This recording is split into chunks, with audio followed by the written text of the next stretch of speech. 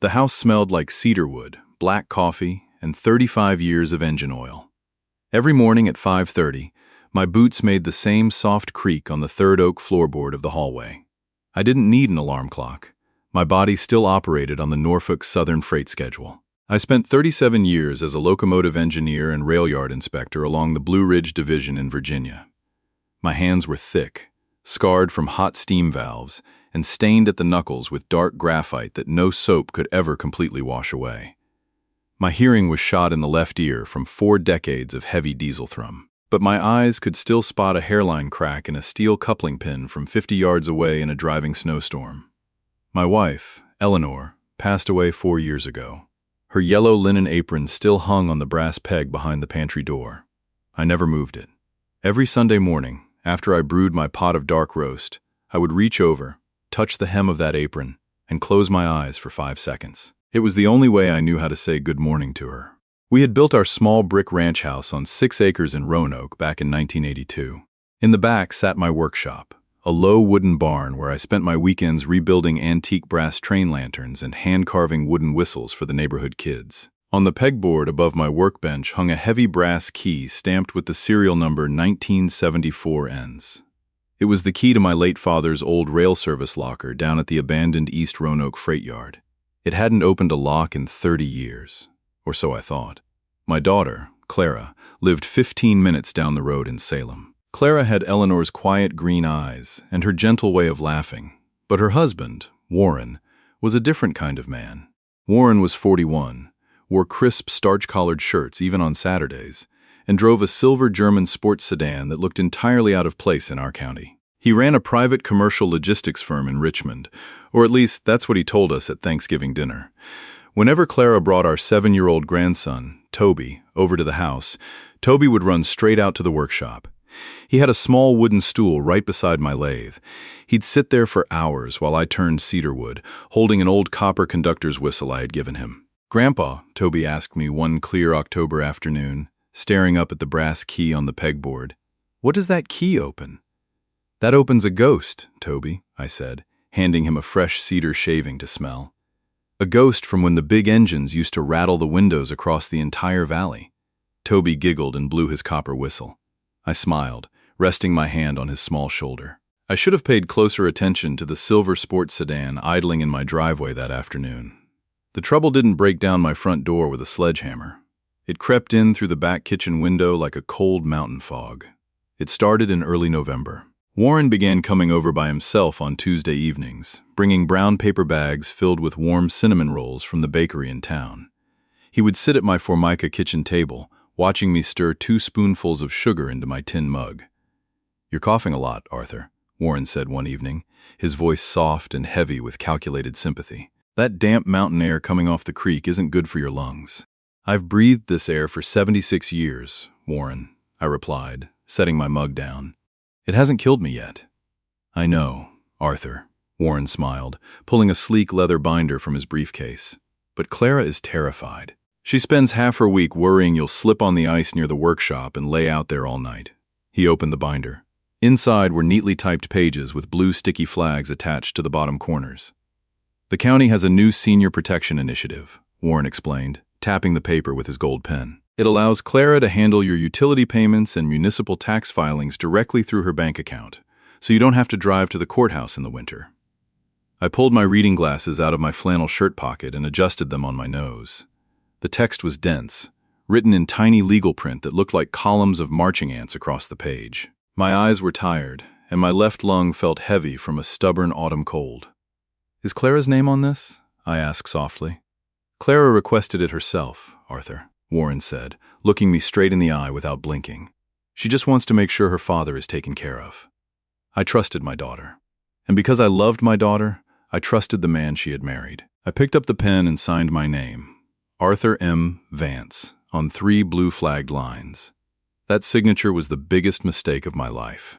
I didn't know that buried inside Clause 17 was a complete power of attorney release, coupled with a private property conveyance deed transferring my house, my 6 acres, and my workshop into a commercial holding company registered in Delaware under Warren's name. 2 weeks later, the mailbox at the end of my gravel driveway was ripped out of the ground. I came back from my morning walk to find a 6-foot wooden fence post driven right through my vegetable patch. A giant red and black vinyl sign was nailed to the post. Future site of Roanoke Logistics Freight Terminal. Warren was standing near my workshop door, wearing a heavy wool overcoat, talking quietly to a man carrying a surveyor's transit on an aluminum tripod. I walked up the gravel path, leaning heavily on my wooden walking stick. "Warren?" I called out, my voice raspy against the cold breeze. "What's that sign doing near my cabbage bed?" Warren turned around. The warm, concerned son-in-law who brought cinnamon rolls was completely gone. His eyes were cold, sharp, and empty as glass. "It's business, Arthur," Warren said, stepping over my garden stones without looking down. "The county zoning board approved the industrial bypass yesterday." "This is my home, Warren." My voice shook slightly. "My father built that workshop with his own hands in 1954. Warren adjusted his leather gloves. "You signed the conveyance 3 weeks ago, Arthur. The property is held by Apex Logistics LLC. I've already accepted the $400,000 site development advance from the regional distributor. And where am I supposed to go?" I asked, my heart hammering against my ribs like a loose rod on a steam piston. "I've arranged a suite for you at a private care residence in Lynchburg," Warren said, tossing a white envelope onto my porch table. "Your clothes are already packed in your duffel bag inside. The transport driver will be here at 4 o'clock. I stared at him. I looked down at the white envelope, then up at the workshop where Eleanor's flower boxes still hung under the window frames. "Does Clara know about this?" I whispered. Warren smiled, a small, cruel curve of his lips that I'll never forget for as long as I live. "Clara thinks you decided to move closer to the medical specialists in Lynchburg," he said quietly.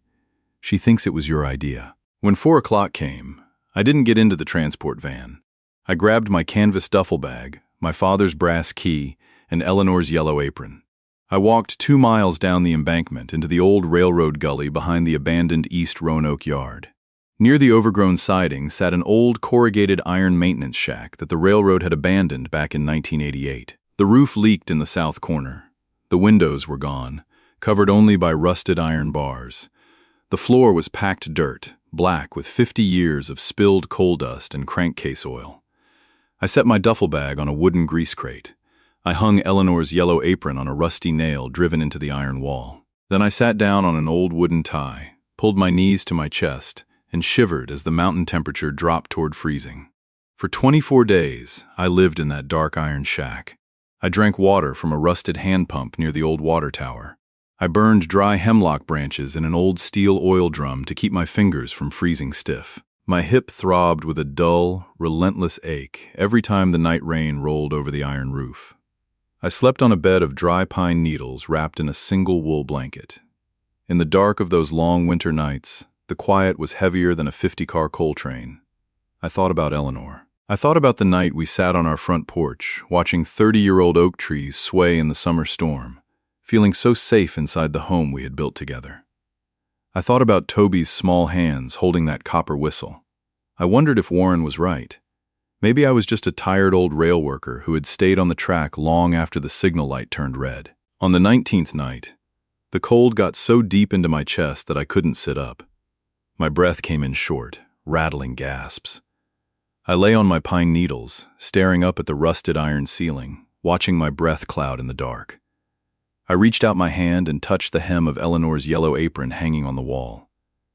"I'm trying, Eleanor," I whispered into the freezing quiet. God knows I'm trying. I wanted to let go. I wanted to close my eyes and let the cold take the ache out of my bones. And then I heard it. Far off in the valley, 3 miles away, a freight train sounded its horn.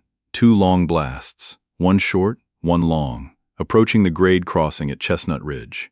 It was the same horn pattern I had blown 10,000 times in my life. I opened my eyes. My fingers tightened around my wooden walking stick. An old engineer doesn't abandon his train while the engine is still on the rails.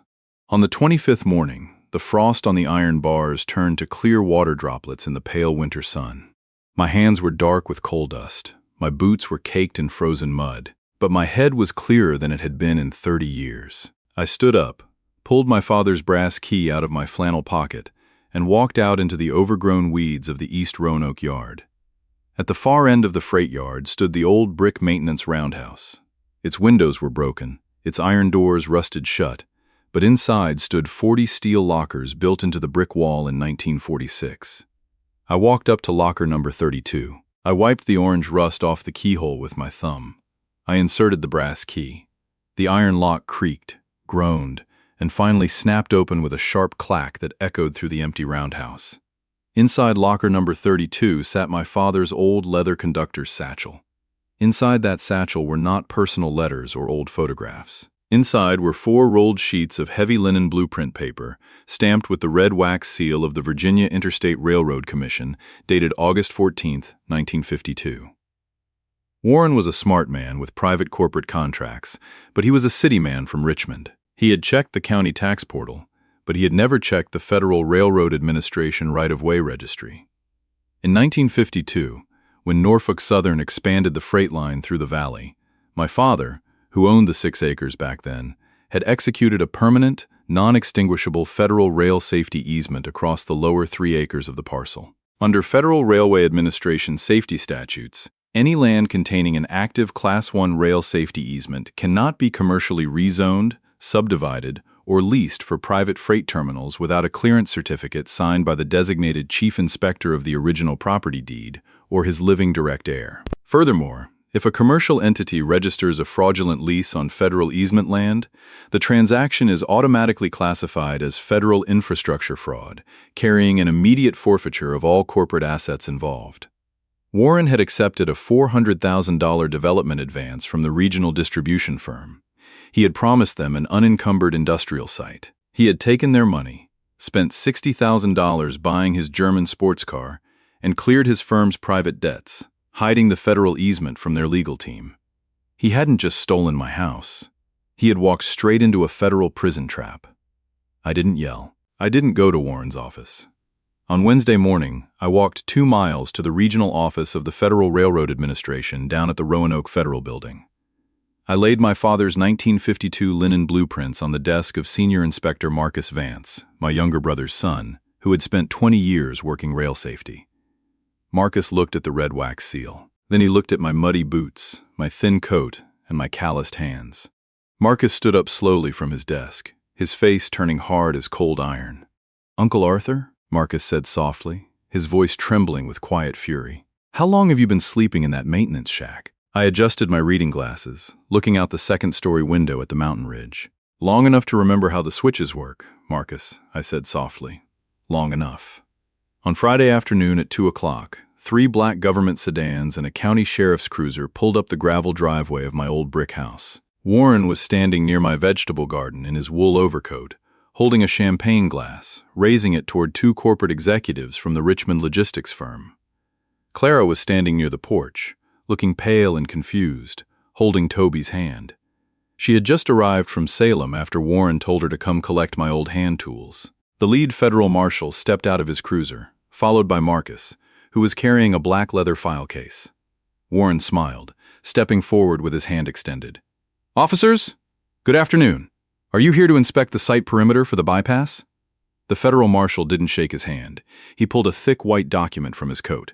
"Warren Ellis?" the marshal asked, his voice flat and authoritative. "Yes," Warren blinked, his hand dropping to his side. "Under Title 49 of the United States Code," the marshal announced, "Parcel 64 contains an active 1952 Federal Rail Infrastructure Safety Easement. Your commercial conveyance filed 3 weeks ago is legally void. You are under formal federal investigation for interstate infrastructure fraud, falsification of land titles, and commercial grand larceny." Warren's face drained of all color. The champagne glass slipped from his fingers, shattering against the gravel driveway. "What?" Warren stammered, his voice suddenly shrill. No, that's an old private deed. The old man signed the conveyance." The lead corporate executive from Richmond stepped forward, his eyes burning with fury. "You guaranteed our legal team this land was clear of all federal easements. We wired $400,000 to your Delaware holding account 15 days ago." I spent part of that on the corporate tax lien," Warren gasped, his hands shaking violently as he looked around at the officers. "I can pay it back. I just need 30 days. "Your private accounts were frozen 20 minutes ago, Mr. Ellis," Marcus said quietly, stepping up to the fence post. "And the county prosecutor has already issued an arrest warrant for real estate fraud." The marshal stepped behind Warren, pulled his arms back, and snapped heavy steel handcuffs around his wrists. Clara gasped, covering her mouth with both hands, tears pouring down her cheeks as she realized the monster she had been living with. Toby looked around, confused, and then his eyes widened. "Grandpa!" Toby yelled, breaking away from Clara's grip. I was walking slowly up the gravel path from the lower creek trail, wearing my clean flannel shirt, holding my wooden walking stick in my right hand and my father's brass key in my left. Toby ran across the grass and threw his arms around my waist. I knelt down in the cold dirt, wrapping my strong, oil-stained hands around my grandson, holding him close against my chest. "I'm here, Toby," I whispered, resting my chin against his small shoulder. "Grandpa's right here." Clara walked over, dropping to her knees in the dirt beside us, sobbing uncontrollably. "Dad," Clara sobbed, burying her face in my shoulder. "I didn't know. He told me you wanted to go to Lynchburg.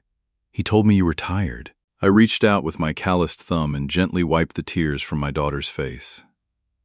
"I know, Clara," I said softly, my voice calm, steady, and full of deep, unshakable peace. A locomotive doesn't blame the track when a switch is thrown wrong. You just have to reverse the engine and bring her back to the main line. The sheriff opened the back door of the patrol car and pushed Warren inside. The cars slowly backed down the gravel driveway, their blue lights flashing quietly through the bare oak trees. An hour later, the gravel driveway was quiet again. The red vinyl sign was lying in the wood chips behind the barn, broken in two. Clara was inside the kitchen, making fresh coffee and wiping down the countertops, her face peaceful for the first time in months. I sat in my old wooden rocking chair on the front porch, watching the late afternoon sun turn the Blue Ridge Mountains to deep purple and gold. Toby sat on the porch step beside my boots, blowing softly into his copper conductor's whistle. I reached into my shirt pocket, pulled out the brass key, and laid it gently on the small wooden table beside Eleanor's yellow linen apron. "You know, Toby," I said softly, watching the mountain mist roll into the valley, "a man can spend his whole life building houses, making money, and buying fancy cars. But if he doesn't build his foundation on honesty and love, the first cold wind that blows through the valley will tear his whole world down to the dirt." Closed my eyes, took a deep breath of the cold cedar air, and rocked slowly in the quiet evening light, knowing that home was safe once more.